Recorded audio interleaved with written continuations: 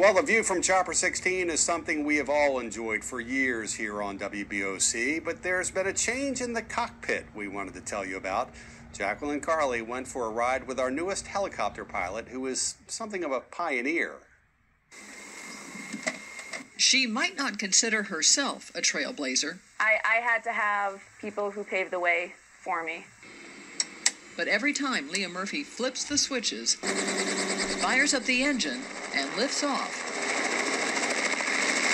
she goes where no woman has gone before, as the helicopter pilot for WBOC. Yeah, I'd never been in a helicopter before, but I knew it's what I wanted to do. She made that declaration to her parents for the first time when she was 14. I told my parents I wanted to be a pilot, and they told me that's something women don't do.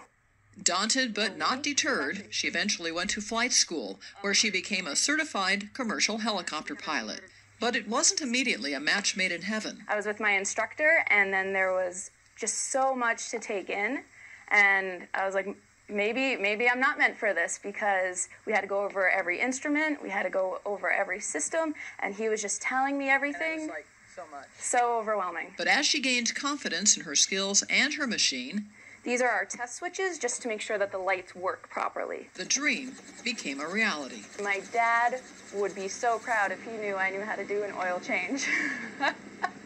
The job isn't necessarily glamorous. I had no idea I had to know that. I thought you just, to be a driver, you just know how to drive the car. Why should you need to know how the engine runs in the helicopter? And she says it isn't always easy being one of the few female pilots. So they assume that I'm always in training, but never actually the pilot. Murphy says the real trailblazers were women like Marine Captain Jennifer Harris, the first woman from Murphy's home state of Massachusetts to die in Operation Iraqi Freedom.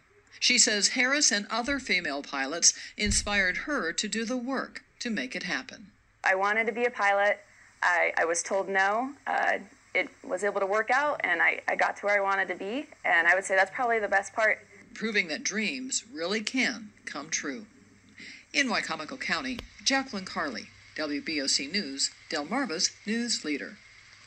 Leah says she hopes she can be a good example for anyone who wants to become a pilot, and she says if you can dream it, you're willing to work for it, you can make it happen. Leah, welcome to Delmarva.